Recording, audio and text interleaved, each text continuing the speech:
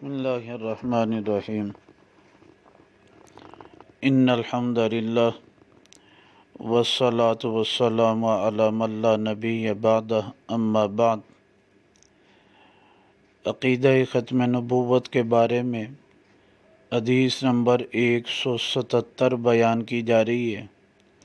یہ حدیث مبارکہ کنز العمال فی سنن الاقوال والافعال میں موجود ہے، جلد نمبر 11 صفحہ نمبر 251۔ راوی حضرت ابو ہریرہ رضی اللہ عنہما ہیں، حضرت ابو ہریرہ رضی اللہ تعالیٰ عنہ ہیں۔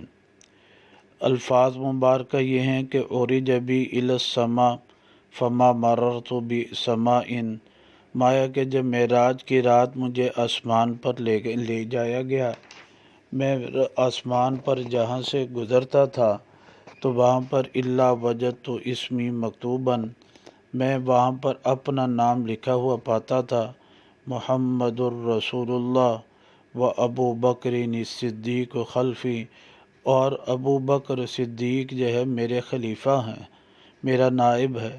محمد اللہ کے رسول اور ابو بکر صدیق میرا نائب ہے۔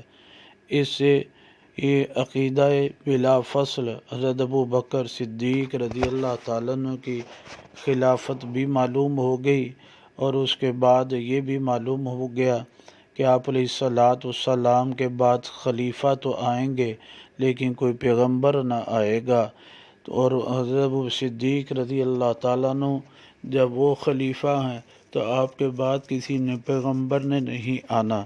اللہ سبحانہ تعالیٰ صحیح سمجھ